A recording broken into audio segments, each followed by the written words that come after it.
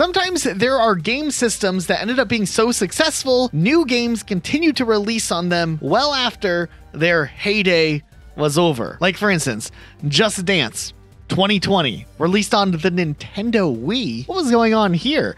Ubisoft stopped supporting the Wii U already at this point, but decided, you know what? We're going to put this Just Dance at least still on the Wii. One more. And yeah, Just Dance survived on the Wii way longer than anyone thought that would. The PlayStation 2 was hugely successful, the most successful game console of all time. And at the same time, FIFA 2014 would still release on the PS2. And this was the same year that the Xbox One and PlayStation 4 came out. The PS2 was still getting games. It's a wild world we live in. These stories can be really interesting, and it seems like most consoles have some sort of weird, unique story going for them. And we wanted to look at those games. Like, for instance, if the whole FIFA thing was interesting, 2013 had other PlayStation 2 releases as well. Dawn 2 released as a PS2 exclusive in India. So this game was only released in India and it was a part of some movie tie-in, and this is just like a wild concept in itself. I mean, in general, the PlayStation 2 did have a pretty long life. Like, there was a Final Fantasy 11 online expansion that released like 5 years after the previous one, which was, you know, because they probably still had a player base on the PS2. But it's cool whenever games like Dawn 2 and FIFA 14 released so late. And it makes sense. There were countries where like the cost of buying new consoles was incredibly high because the local economy isn't the best. So some people have to just keep playing on their PlayStation 2. And EA was like, hey, here's FIFA. The Dreamcast, a console that Sega made in the late 90s into the early 2000s, is probably my favorite example of this specific case, where a game system continues to get games well after the system itself has been pretty much wrapped up. What's interesting is the Dreamcast was announced to be discontinued in 2001, so software that was being made to release on the system itself would continue to release for a little while going into 2002. Some games would continue to be released in the following years as well. Now, it's important to remember, the Sega Dreamcast was a weird console, releasing well before the generation that had the PS2, GameCube, and Xbox. They were the first to jump in board of that generation. They did this whole thing with their own proprietary disk system known as GD-ROMs, which essentially would allow developers to have more data stored on the disks themselves than the previous CD-ROMs, and the GD-ROM could potentially help with like potential piracy issues, even though that didn't really work out. Nonetheless, the Dreamcast was a little too early to take advantage of DVD disc technology, and the GD-ROM thing was an innovative idea, but the technology around DVD discs ended up becoming way more accessible in the following years. This becomes really relevant later, trust me. Sega would release one final first-party game for the Sega Dreamcast in 2004, which was Puyo Puyo Fever, which released only in Japan, as many of these final Dreamcast games did. But I don't know if anybody fully expected official licensed games, like games where Sega's like, yes, you can make this and release this, publish it, and sell it for the Dreamcast, to continue to release for way longer than the Dreamcast's life cycle. There was a developer known as Triangle Service who released their game, Trizeal, as a Japan-only release in 2005 for the Dreamcast, and it also had like a weird arcade release. Apparently, as a surprise to the studio, the game did not sell very well because it was 2005 and they were releasing a game for the Dreamcast. Like, if you go and pull up the archive of their website from back in the day, they literally post an SOS saying that if the game doesn't sell well, they won't be able to make a sequel. Nonetheless, I guess they recovered a little bit because they did end up porting the game over for the PlayStation 2, and they would eventually release Exile, which was a sequel that came out on like the Xbox 360 in 2009, but it had other releases as well. It's a little confusing to follow. But if you thought 2005 was funny to continue to release games for the Dreamcast, well, officially licensed games continued to release afterwards. We're not talking about like fan unlicensed projects where they're like, oh, I made this work on the Dreamcast. We're talking full releases. There was another arcade game called Radurgi, which was developed by Milestone Inc. and published by Able Corporation, Milestone Inc. It's been localized in the North later on as like Radio Allergy, so you might have seen this game around. But it originally released in 2005 for the GameCube, PlayStation 2, and yeah, Sega Dreamcast. Interestingly enough, while this game was originally made as an arcade game, it seemed like the idea to shift to console ports was made later on in development. The GameCube and PlayStation 2 versions have extra features while the Dreamcast version doesn't, and the only reason we can think that maybe it came out on the Dreamcast was because the original arcade system that it released on, which was a Sega system, might have had similar hardware that made porting it very easy, but it actually found its way to release on the Dreamcast in 2006. 2006! This is insane! Then, later on in 2006, March 2006, another developer, G-Rev, that was having their games published by Sega, or at least the arcade version was published by Sega, they decided to self-publish their game on as many consoles as they could find humanly possible. This little game called Under Defeat, G-Rev actually leaned into the fact that the Dreamcast had already been dead for like 5 years and advertised this as the last and final Dreamcast game to release. But it would also go on to release on the PlayStation 3, Xbox 360, Nintendo Switch, PS4 and PS5, Windows, and Xbox One. So, you know, it was on more places. Surprising to see it release on the PS3 and Xbox 360, but never the PS2 or the original Xbox. But yeah, the Dreamcast in 2006, you know, after the Xbox 360 had already hit the market, was a thing. So it's funny, Under Defeat advertised themselves as the final Dreamcast game, but they wouldn't even end up being the final officially licensed Dreamcast game, because Trigger Heart Excelsia would end up coming in later on, releasing in February 2007. At this point, the Wii, PlayStation 3, and Xbox 360 were already out on the market. Once again, it was another arcade game made for the Sega Naomi arcade systems that was then ported over to other consoles. While this was released only in Japan, there were some loopholes to play on other Dreamcast consoles, but this game was interesting because they added a story mode for the Dreamcast version, which, what?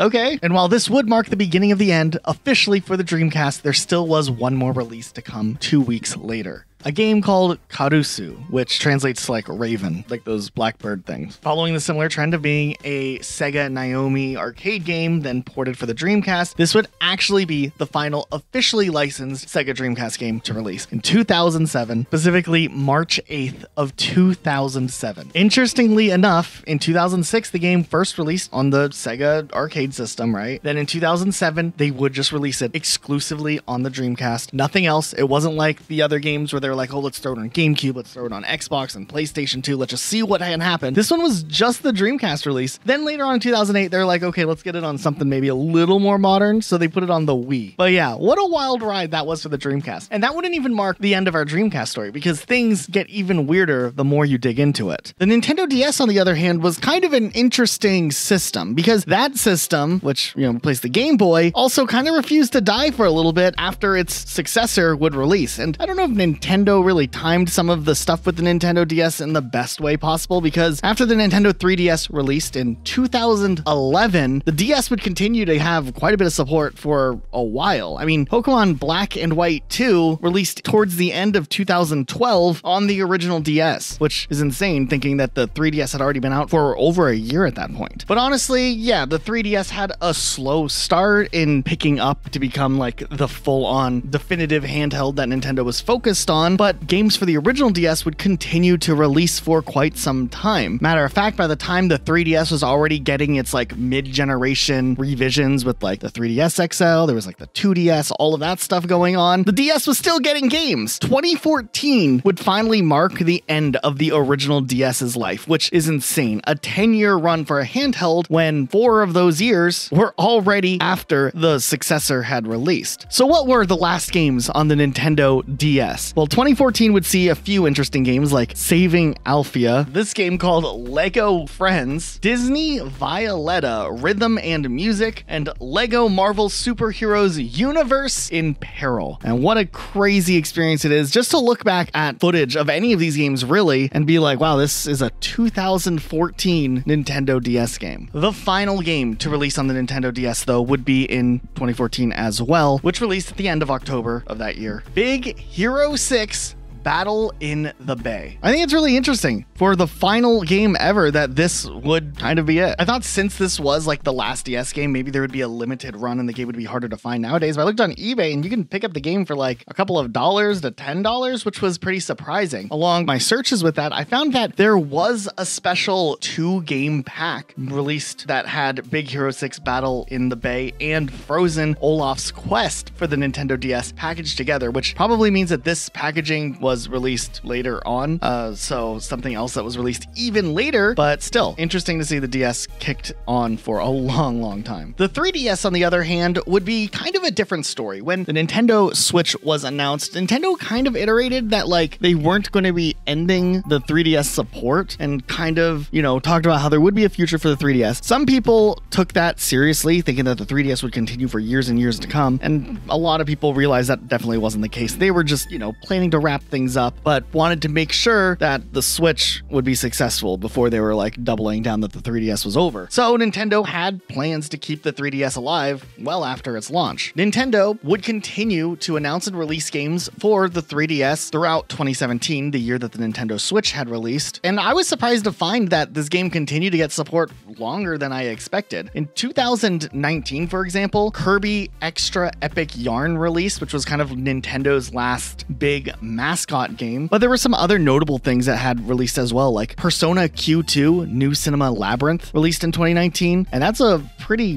big game with a really big following. A lot of people love the Persona series, and Persona Q was well received. So Persona Q2 sliding in at the end of the 3DS era meant that a lot of people ended up missing out on this game, which is disappointing. I hope we do get to see a Q2 re-release at some point. And while most bigger publishers would kind of leave the 3DS behind by 2019, there still would be some interesting notable things. Like in 2023, which is crazy we're even talking about 2023, we saw Silver Falls Gaiden Deathly Delusion Destroyers, Silver Falls Ruby River, and Otosan Nintendo 3DS Edition all see releases. But if we want to talk about like physical game releases, and I don't know if you want to count this as like officially licensed or not, because it is a little bit of a gray area, Shakedown Hawaii slides in, which actually originally saw the game release digitally in 2019, but because of the eShop closing for the 3DS in 2023, we saw a physical release. Now, Shakedown Hawaii is interesting because it has this like, I don't know, reputation, is that the right word, for trying to be the last game on a console, because they did this before with Shakedown Hawaii specifically. The last Wii U game to release was Shakedown Hawaii as well, which released in 2020. But then, even more interestingly, while they were trying to set themselves up to be the final Wii U game, they realized, hey, while we're at it, why don't we be the final original Wii game as well? So yeah, even though we talked about Just Dance earlier, Shakedown Hawaii ended up sliding in to do a special limited run in Europe only of a Wii version of the game, which was really just kind of to do something cool. I mean, they're a smaller publisher, and then at the same time, that publisher was like, wow, this is kind of popular. Let's do another limited run for another game, which was Retro City Rampage, which also released on the Wii the same day that Shakedown Hawaii did. So Shakedown Hawaii had claimed the throne for the Wii, Wii U, and 3DS. And that's interesting, I guess. I have a feeling we might see a Shakedown Hawaii physical edition for the Switch in 15 years whenever they finish supporting this console that seems to never end. Also, Retro City Rampage was the last game that released on the PlayStation Portable, but there's a couple other games that were kind of interesting and released super late. Besides Retro City Rampage DX, which released in 2016, there was also a game released on the PSP called Breath of Fire, which was like a JRPG, but it was still published by Capcom, so it was still a big publisher involved in this. Plus, the previous year, 2015, the PSP would also see another 3 releases with Summon Night 5, The Legend of Heroes Trails in the Sky, and Brandish the Dark Revenant. It's just crazy to me that in 2016 and 2015, there were still PSP games being released on UMD. And I mean, some of them were re-releases that were like exclusive to Japan and then would release later in the West, but they still released around that time. When they stopped shipping the PSP altogether in 2014, and the PS Vita had been out since 2012 at that point as well. And while we're on the topic of the Vita, there's actually one game for the Vita that got a physical release just last year. Now, this was self-published and not officially licensed, but Jet Set Knights would do a limited run release for the PS Vita. Cartridge and everything. Now, Jet Set Knights is like an old-school arcade platformer, so it really wasn't probably too difficult to port it to the PlayStation Vita, but it's still interesting that they would go for this, and this actually seems like a super weird collector's item to have. I kind of want to buy it. You guys remember how everyone kind of made fun of Call of Duty Black Ops 3 back in 2015 because it was still releasing on the previous generation consoles. Yeah, the Xbox 360 and PS3 would see versions of Call of Duty Black Ops 3 release, and that was just interesting in itself because at this point, Call of Duty Ghosts and Call of Duty Advanced Warfare were both on the then new current generation consoles, so it did seem like, you know, 2 Call of Duty games was plenty of time to shift over to do just the modern consoles, but Activision thought they could still make some money on those previous gen consoles, so we're like, hey, let's do it. I mean, I guess PS3s and Xbox Ones had only been out since 2013 and it was 2015, but everyone kind of just memed on Black Ops 3, and maybe rightfully so. I mean, graphically speaking, you could tell there was a pretty big visual discrepancy between how Black Ops 3 looked on the Xbox 360 versus how it looked on like the Xbox One or PS4, for example. Also, it started to become clear that Call of Duty was outgrowing that console generation as they couldn't even implement the campaign into the actual game. So if you paid full price for the Xbox 360 or PS3 version of the game, you wouldn't be able to play the campaign. It was just multiplayer and zombies. And even multiplayer and zombies seem to have certain differences from the main versions of the game as well. But things only get weirder because look at this. While everyone's memeing on Call of Duty Black Ops 3 for, you know, existing on the older platform, we're seeing essentially the same exact thing happen today as Call of Duty Black Ops 6 recently released, and with that, there are Xbox One and PlayStation 4 versions of the game. This is actually even a more extreme case if you think about it just based on years, as the Xbox Series X and PlayStation 4 released back in 2020, and instead here we're seeing these games continue on 4 years later, which is way more than what Black Ops 3 originally did, and they look a little rough sometimes, especially when trying to like load in some like heavy duty stuff. Now, to be fair, the PlayStation 4 and the Xbox One had mid-generation revisions that made them more powerful, and probably for the most part, the player base playing Call of Duty Black Ops 6 on those systems are probably playing on like a PS4 Pro or an Xbox One X, or at least an Xbox One S, just not the original VCR Xbox One. But it is interesting that this still exists all this time later and that they just haven't restricted it. That means that there must be a player base that had justified in Activision's head continuing to publish the game for those generations as well. But here people were back in 2015 memeing on Call of Duty Black Ops 3, which, you know, fair enough. 2 years was way past due to continue to release games on an old console, but other game studios would continue to do it to an even more and further extent. Minecraft Story Mode Season 2, which literally released everywhere. I mean, Netflix, I think, has it. That released on the Xbox 360 in 2017. FIFA 19, you know, why not? Throw that on there in 2018. And the cursed Cars 3 Driven to Win in 2017 did in fact release on the Xbox 360, PlayStation 3, and Wii U. And Cars 3 in general is just a very interesting game. Just the fact that it shows up on a lot of these like systems last leg, last life storyline. On the PlayStation 3 side of things are also kind of interesting. There was a game called Dead Secret that released in October of 2015, back for the Samsung Gear VR, and it would later see re-releases for the Oculus Rift, for Steam, HTC Vive, remember that? But later on, after the PlayStation 4 was kind of hitting its midway point in its system's life, or getting towards the latter years technically, this game would see its release for PlayStation 4 and PlayStation VR, but while they're at it, they're like, hey, let's throw it up on the PlayStation 3 as well. This would actually mark one of the final releases on the PlayStation 3. And then what game would end up actually becoming the final game on the PS3? Shakedown Hawaii. Can you guys believe it that Shakedown Hawaii shows up yet again for another console, making it the final officially released PS3 game? Somehow, I mean, you can argue, I guess, the official versus unofficial side of things, but Shakedown Hawaii again just keeps popping up. You know, recently one of my favorite games I've played that I had no experience of prior, that I experienced for the first time and thought was incredible, was Persona 5 Royal, because it finally did make its way to Xbox for the first time ever. I was pretty blown away playing this game in 2023, and when I looked up when the game originally released, because I knew it was like on PlayStation and stuff, it released in 2016 on the PS4 and PS3. What? So yeah, I mean, 2016 already seemed like an incredibly old year for a game as modern as Persona 5 to still release on the PS3. So just for comparison's sakes, you look at Dead Secret, and that released in 2018 on PS3. That's even more insane. While the GameCube didn't really do overall that well as far as like Nintendo consoles were concerned.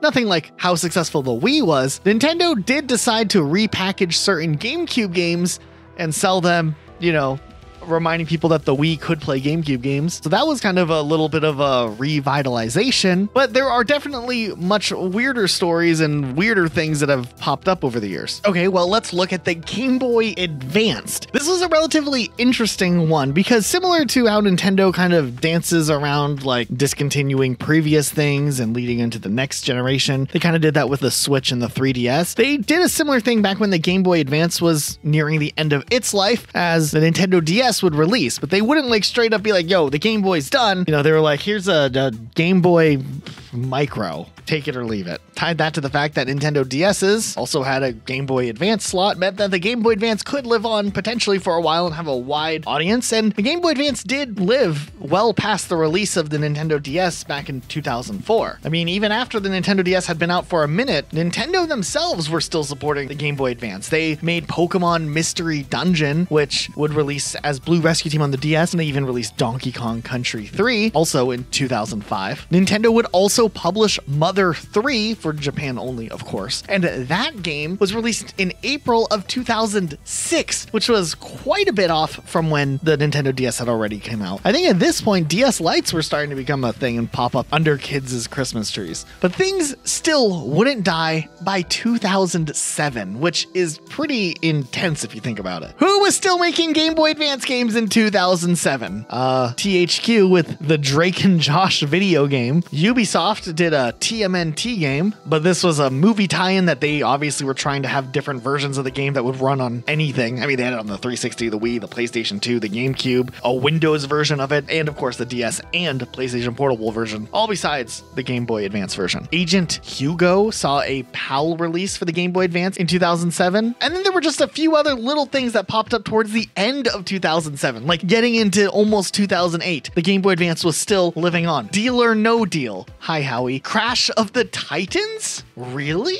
The Legend of Spyro, The Eternal Night. Also a surprise that these games both released in October of 2007, you know, like well into the life of the DS. All right, who's gonna tell National Geographic that, I don't know, video games might not be their thing?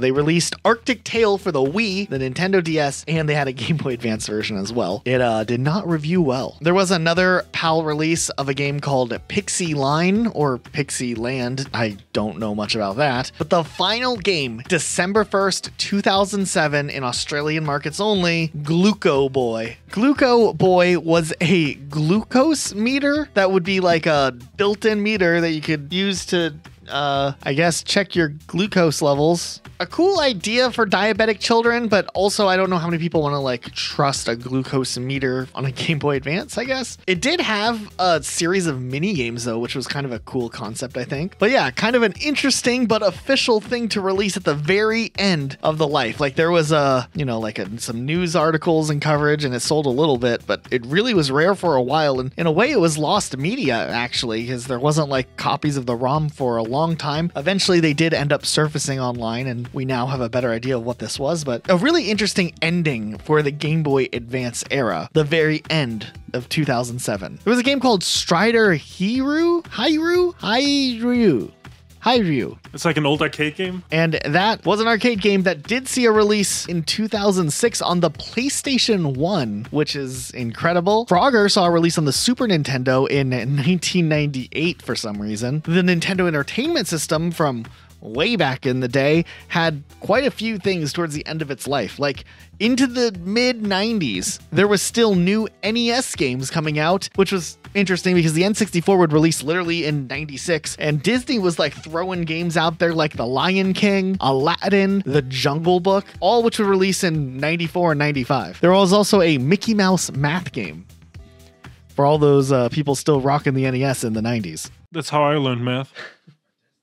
Now, Duke Nukem 3D is an interesting tale in itself because that game was pretty popular, but not a lot of people know that this game actually had a Sega Genesis port of the game made, which was released exclusively in Brazil back in 1998. This would be like a whole confusing mess for a long time until a developer publisher known as Pico Interactive decided to acquire the rights to the distribution of this specific version of the game and would actually make a limited run and official release of Duke Nukem 3D for the Sega Genesis, which would release in 2015. Now, this ends up leading us into a huge rabbit hole because Tectoy is a studio publisher that more recently has been getting more and more involved in acquiring the rights to some lost gems and trying to revitalize them in one way or another. And through Pico Interactive, we've seen some very interesting releases. We've seen Noah's Ark see a re-release for some reason. Both versions. Both versions? Both versions, yeah. Okay, so what are the differences between the two versions? Well, the first one is a platform, I think, from way back, and the second one is a Doom clone, where you like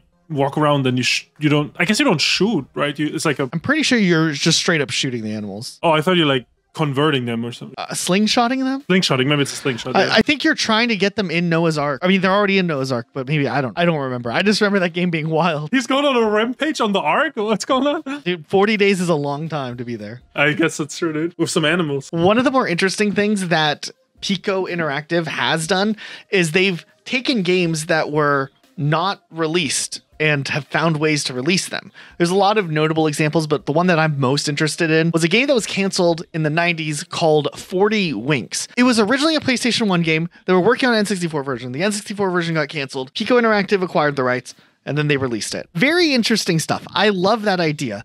And then they would also release 40 Winks on like Steam and stuff where people could, with regular, more modern hardware, get access to it. Glover. Does anyone remember that game where you run around as a glove? Like the hamburger helper looking mitten glove? You know what I'm talking about? Hamburger Helper has a mascot that looks like Glover. Wait, let's see. Let's check. Like, we'll put them up side by side. Oh, you're going to go get Hamburger Helper. Okay. I thought we were going to do it like a edit. No. Luke is going to the kitchen. In here. Does that look like Glover? Yeah, look. It's Glover. I think the face is on the wrong side. But, I mean, otherwise it'd be Glover. How many fingers does the Hamburger Helper have?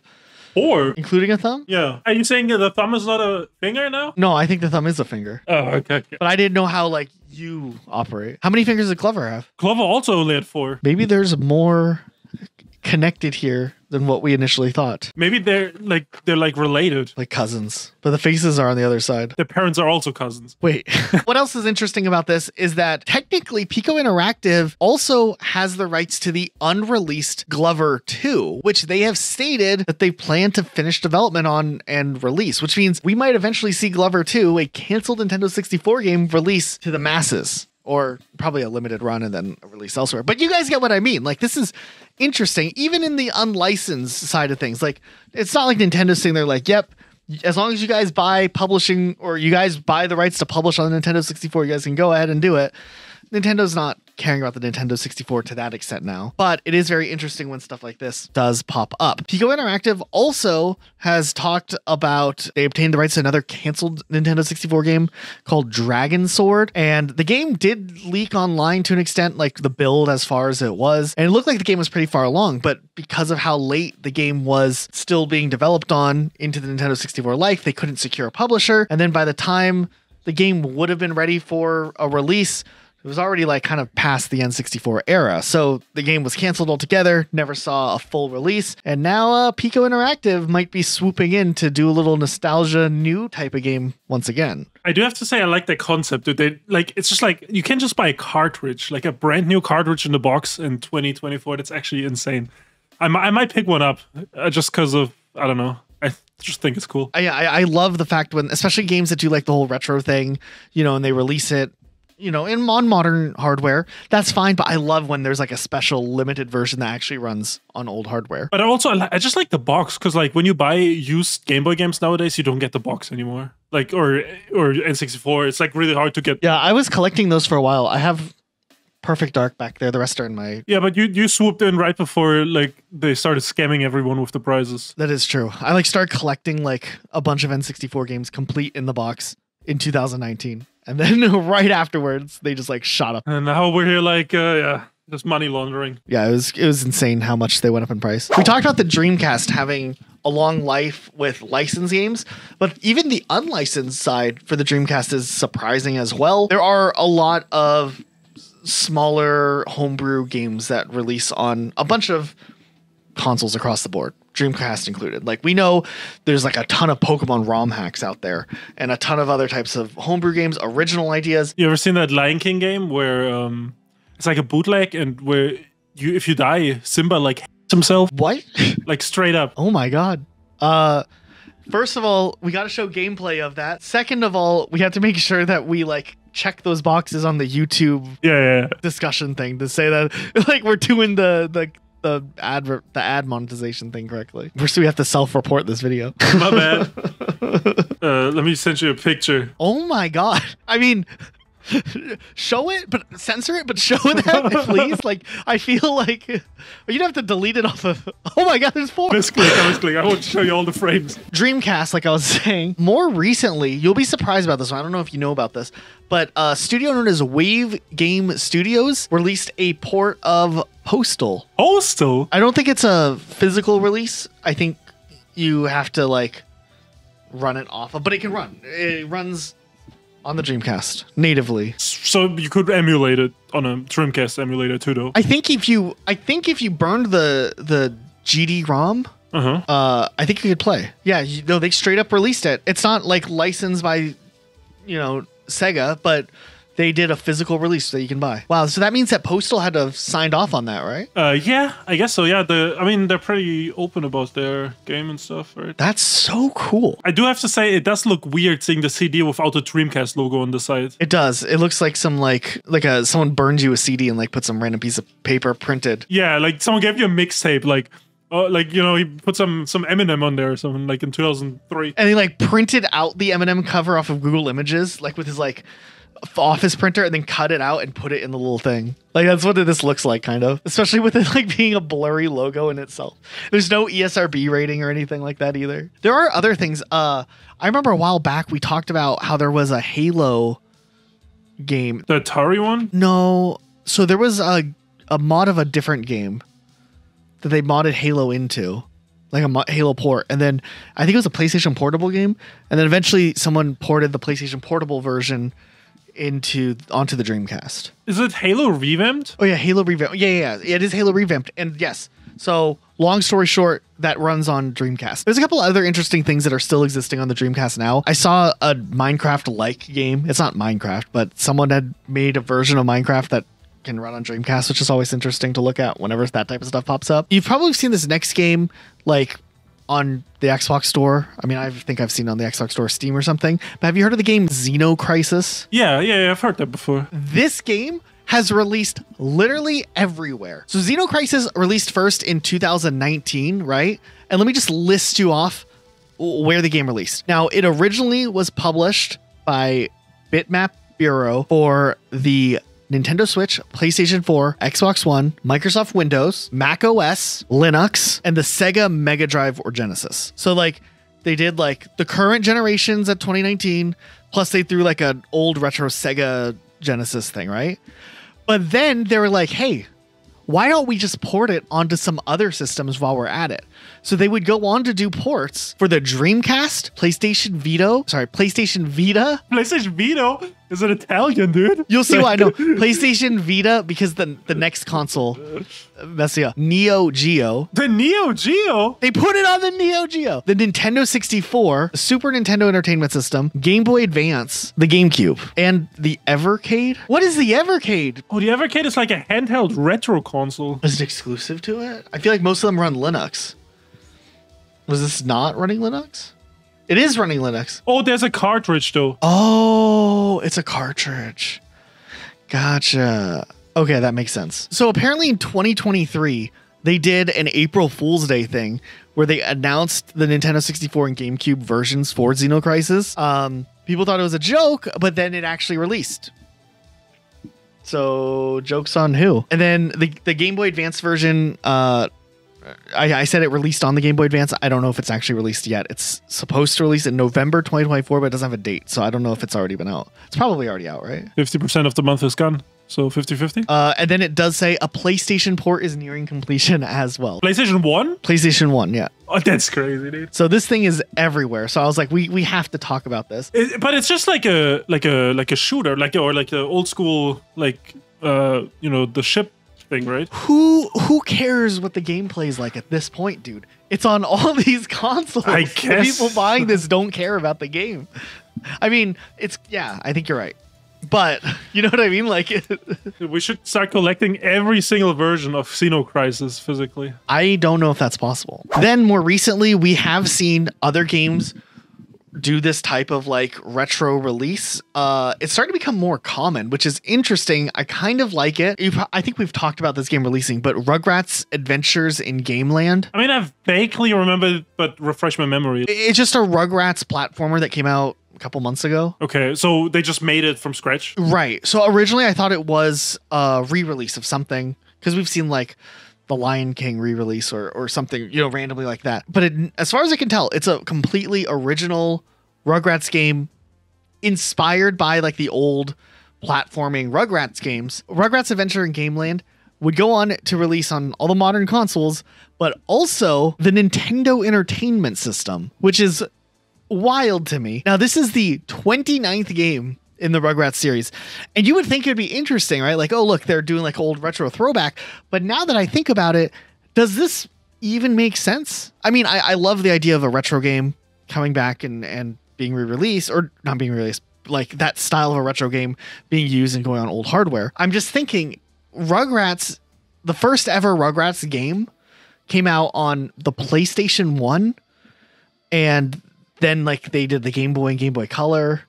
There was some PC games, and then the Nintendo 64. But Rugrats was like well after the NES era. So it's interesting that they chose to make the 29th game in their series release on a system that never has had a Rugrats game before on it. I got confused earlier on this one, but I thought that they would have released on the Game Boy Color, because it would have made sense, because Rugrats back in the day released on the Game Boy Color.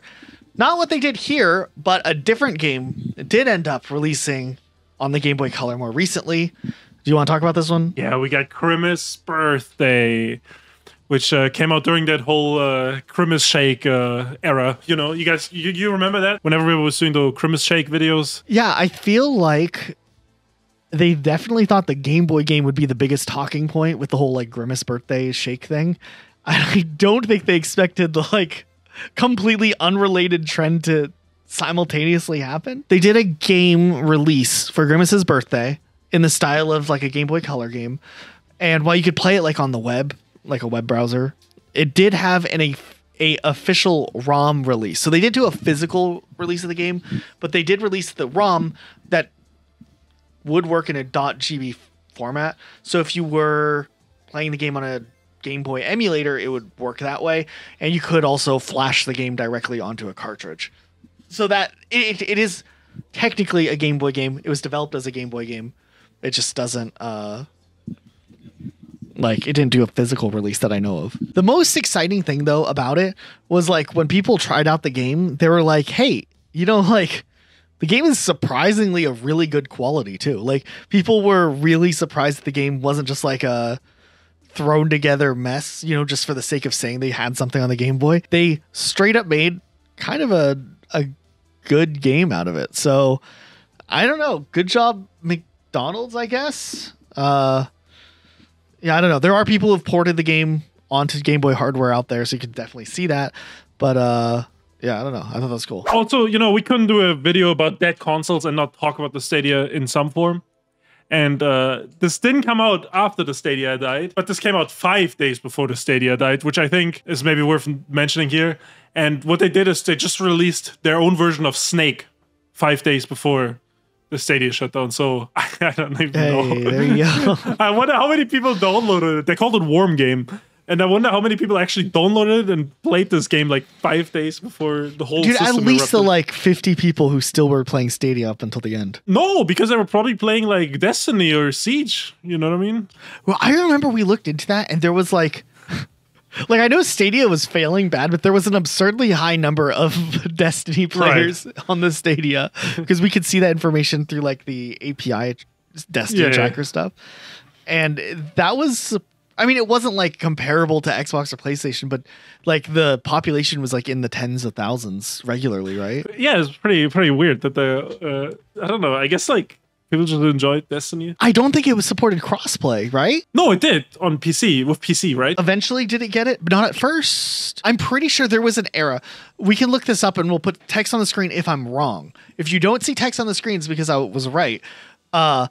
But I think there was an era where we were talking about how crazy it would be to try to like get a raid group together only on the Stadia because they didn't support crossplay. This is like before they did any of the crossplay stuff. There was definitely something weird with the crossplay with the Stadia because in Siege, if you're on PC, you could match Stadia players. Yeah, they did have that for Siege, but I don't think Destiny. I think Destiny had everything split up for a long time because console players couldn't even play together for a long time. Well, GG, no re. If you had to predict a system that's going to live way longer, keep having games released on it, what do you think it'd be? Like a current system? Yeah, or just like something interesting. What do you think like the next like notable thing that's is gonna like pop up? It would be interesting if there's a physical Switch release in like 10 years. I see that. I think 15 years. I think we'll get a Switch release still. Someone's going to do it. I could see someone coming back and like, I think the DS homebrew is still kind of around. I could see more of that maybe. Yeah, I could see more Game Boy games releasing. I think the Switch is universally like easier to program for than something like the 3DS. Like they could make it for the Switch, like release it for the Switch 15 years from now and also release it on like other platforms where I feel like the 3DS, it'd be a little harder because of the two screens. They'd have to release it, like do a lot of extra work to put it on the 3DS and not also be able to put it on everything else. Right. I also wouldn't be surprised if we like randomly, like in the next couple of years, saw like a 360 or PS3 release, like somewhere. I would love that, like a random Xbox 360 new release. Could you imagine if we could play Call of Duty Black Ops 6 on the 360? I mean, you know, if it looks as bad as the Xbox One and PS4 version, we're in for a fun time. Dude, Cyberpunk 2077 on the 360. Oh, dude. The GameCube. Dude, what if they did an Xbox original release of Cyberpunk 2077? Yeah, actually, I feel like if you boot up Cyberpunk on the 360, it's just going to start burning. You get the blue ring of death. Like something just like in brand new. No, I mean, I think it could be like some studios should swoop in and do some sort of marketing thing for a game that's coming out. You know, like how, I don't know if you played the original Driver for like the PlayStation, what was it, PlayStation 1? Yeah, I mean, the Driver and Driver 2. But Driver 1 specifically, there were like these, it was before the days of like Grand Theft Auto, but like it was a driving game, but you're, you know, there's like a story and you have to like tail people and there's chases and stuff. But it was really cool, but it was like level to level missions. And it'd be really cool if someone took that concept of like Driver and did like a promotional game on there. You know, maybe it's only like 2 hours long in length, but like if a series like Cyberpunk did that to promote the next Cyberpunk game, like 6 months before the game's release or something, or leading up to the game's release, a couple weeks before the game's release, that'd be so cool. I feel like just something with like really low graphics, but like, you know, something where it's like you still kind of get a taste of what the game genre is, but very old, dated, and just like a little experience. Yeah, I mean, they could always just release one level, like just as that, you know what I mean? Or like a Cyberpunk, like Cyberpunk 2077, if they did like a promotional Outrun game, right? Like a game like Outrun, but it's, you know, just separately. I feel like that would be really cool. This is a little off topic, but you talking about the promotional thing reminded me, you remember that game Bulletstorm? I do remember Bulletstorm, yeah. Have you ever seen the promotional game they released? It's like a Call of Duty parody, like over the top Call of Duty parody. It's like a sergeant is constantly talking into your ear and it's like, blow up this thing and then drone strike this. As a game you could play? As a game you could play. It's like a demo or a promotional That's kind of what I'm talking about then. Yeah. That's cool. But they just released it on the same stuff that the game was coming out. It wasn't like a remake, right? I guess like Call of Duty, didn't they do like a VR promotional game to tie in with Call of Duty Infinite Warfare? But there was probably PlayStation VR exclusive, right? VR exclusive. It's like some deal probably. But like they could do that. They could release like a free game at the same time as like their big release and just have something, or like a week before or something, just have something interesting to get people hyped up. It doesn't have to be Cyberpunk either, but I think that idea could work in a lot of formats. I mean, we could go really off topic if we want, but isn't there a series of games they just came out on Xbox, but they've been on PC for a while, and they're like the aesthetic of old PlayStation horror games, and they're pretty popular and decent, right? I've seen people play them before. Yeah, it's like the puppet combo games. Yeah. We'll put the names of the games on the screen or something. I mean, I've seen plenty of them. I mean, I watched just one YouTuber and he plays all of them, and I don't know, they're pretty good. They're really fun now. Yeah, I like that idea of like stylistically doing that. I wish there was more 3D demakes, like from the early era of like Polygon 3D games, like Dreamcast, PlayStation, and N64. I feel like we don't see that as much as we see like the easier 8-bit, 16-bit type experiences. I mean, I do have to say, like, making those platformers and stuff is super easy. That's something like, and when I took computer science, like they taught us in like one lesson how to make a Mario game. You know what I mean? Like it really is super easy to make those. Right. That makes sense. But I would like to see like, I think I saw like I've seen this image. It's like an artist. I guess it was a visual artist, but like someone like tried to recreate the character Diva from Overwatch, but in like an N64 PlayStation polygon form. It just looks really cool. And I wish like, I don't know, why don't more people make like little games in that art style? I think that'd be neat. I wanted to say one more thing about the McDonald's thing earlier, and I forgot. I just remembered. I'm a little disappointed that there wasn't a physical release for Grimace in the Happy Meal. That would be crazy. That'd be expensive. But then again, Burger King's done it with an Xbox, right? Like they did that with the Xbox, the Xbox 360 Sneak King games. But I mean, what would the real value of that be? Because they could do it in the Happy Meal, but nobody has a Game Boy nowadays. Like none of these kids have Game Boys. Yeah, but it's not kids buying it. I don't think kids don't know. Do kids nowadays even know what Grimace is? They barely use them, dude. It was for the adults. That's true.